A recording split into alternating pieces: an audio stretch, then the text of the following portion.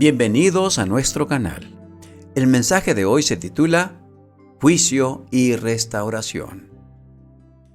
La historia de la caída de Jerusalén, registrada en 2 de Reyes capítulo 25, no comienza con el estruendo de los ejércitos, ni con el fuego que consumiría sus muros, sino mucho antes, en una cadena de decisiones, advertencias ignoradas y oportunidades de arrepentimiento que el pueblo de Judá dejó pasar. Era el desenlace de siglos de infidelidad espiritual, de reyes que en su mayoría hicieron lo malo ante los ojos de Dios, y de un pueblo que, aunque conocía la verdad, se inclinó repetidamente hacia la idolatría. Tras la muerte del rey Josías, uno de los últimos grandes reformadores, Judá entró en una espiral descendente. Sus sucesores no mantuvieron la fidelidad a Dios y el reino se debilitó tanto moral como políticamente. En el escenario internacional, Babilonia emergía como una potencia dominante bajo el mando de Nabucodonosor.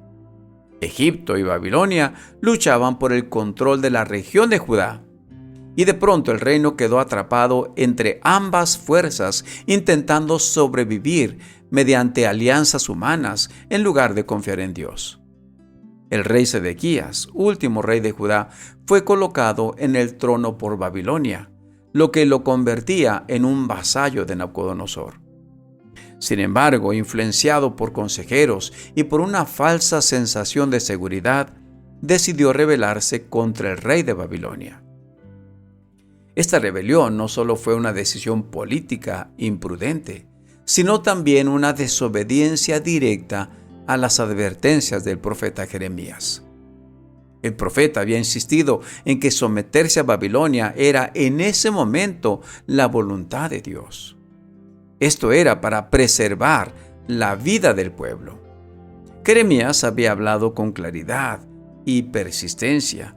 Durante años había advertido que Jerusalén sería destruida si el pueblo no se arrepentía.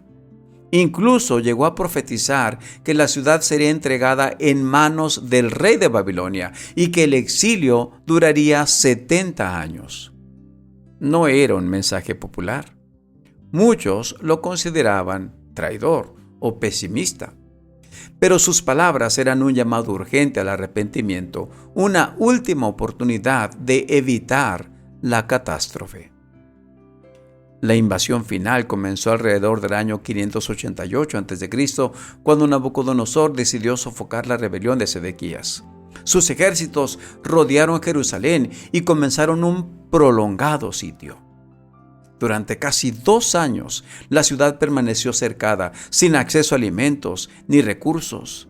El hambre se volvió insoportable. Las calles que antes estaban llenas de vida se transformaron en lugares de desesperación. Las familias sufrían, los niños lloraban por pan y la ciudad lentamente se consumía desde dentro. El sitio no solo era una estrategia militar, sino era una presión psicológica. Babilonia sabía que el hambre debilitaría la resistencia más que cualquier arma. Mientras tanto, Jeremías continuaba proclamando que la única salida era rendirse. Prometía que aquellos que se entregaran vivirían, pero que los que resistieran morirían por espada, por hambre o por peste. Sin embargo, el rey Sedequías y sus líderes endurecieron su corazón. Finalmente, en el año 586 a.C., el muro de Jerusalén fue quebrantado.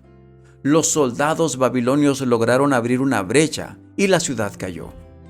En medio de la noche, Sedequías intentó huir con sus hombres, escapando por una puerta cercana al jardín del rey.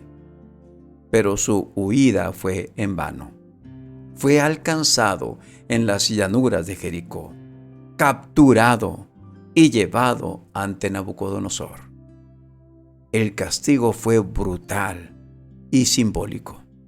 Ante los ojos de Sedequías, sus hijos fueron ejecutados. Fue lo último que vio, porque inmediatamente después le sacaron los ojos y lo llevaron encadenado a Babilonia. Así terminó el reinado de Judá. no solo con la caída de una ciudad, sino con la humillación de su último rey. Mientras tanto, Jerusalén sufría su destrucción total. Los babilonios quemaron el templo de Dios, aquel lugar sagrado que había sido el centro de la vida espiritual del pueblo. También incendiaron el palacio real y todas las casas importantes. Derribaron los muros de la ciudad, eliminando por completo toda defensa y símbolo de identidad nacional. Los utensilios del templo fueron llevados a Babilonia y los líderes religiosos y políticos fueron ejecutados o deportados. Solo los más pobres quedaron en la tierra, encargados de trabajar las viñas y los campos. Era una escena de desolación. La ciudad, que había sido llamada la ciudad de Dios, ahora yacía en ruinas.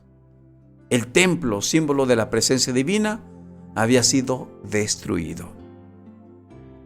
Todo parecía indicar que la historia del pueblo había llegado a su fin. Sin embargo, en medio de esa tragedia, la historia no carecía de esperanza. Mucho antes de que esos acontecimientos ocurrieran, el profeta Jeremías había dado no solo advertencias de juicio, sino también promesas de restauración. Había hablado de un tiempo en que Dios reuniría nuevamente a su pueblo, en que el exilio no sería el final, sino una disciplina temporal. Jeremías anunció que después de 70 años, Dios visitaría a su pueblo y lo haría volver a su tierra. Prometió un nuevo pacto, uno que no estaría escrito en tablas de piedra, sino en el corazón. Habló de una relación restaurada, de un pueblo que conocería verdaderamente a Dios. Incluso los días más oscuros del sitio, durante ese tiempo, Jeremías realizó un acto simbólico de fe. Compró un campo, como señal de que la tierra volvería a ser habitada. Esa promesa cambiaba la perspectiva de la tragedia. La caída de Jerusalén no era el fin definitivo, sino un punto de quiebre. Era el resultado del pecado, sí, pero también el comienzo de un proceso de restauración. Dios no había abandonado a su pueblo, más bien estaba corrigiéndolo para traerlo de vuelta a una relación auténtica con Él. Curiosamente, el mismo capítulo que describe la caída también deja entrever un rayo de esperanza.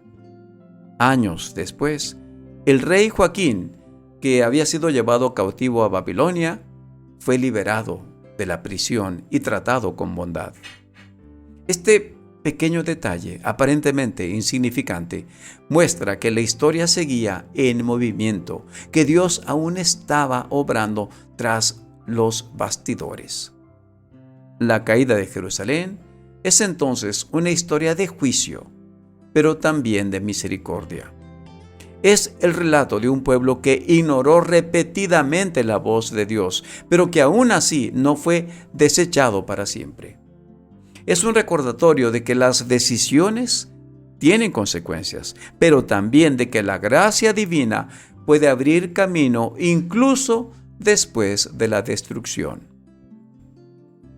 Al mirar estos eventos, se percibe la tensión entre la justicia y el amor de Dios.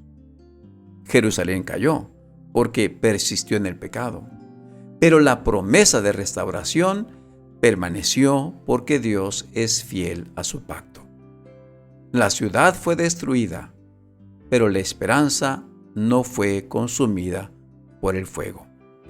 Así, entre las cenizas del templo y las ruinas de la ciudad, comenzó a gestarse una nueva etapa. Una etapa en la que el pueblo aprendería, lejos de su tierra, a buscar a un Dios con un corazón renovado. Y aunque el camino sería largo, la promesa seguía firme. No sería el final de la historia, sino el preludio de una restauración futura. Espero que este mensaje te pueda ayudar en este día, que te motive a seguir confiando en Dios. Que Dios te bendiga.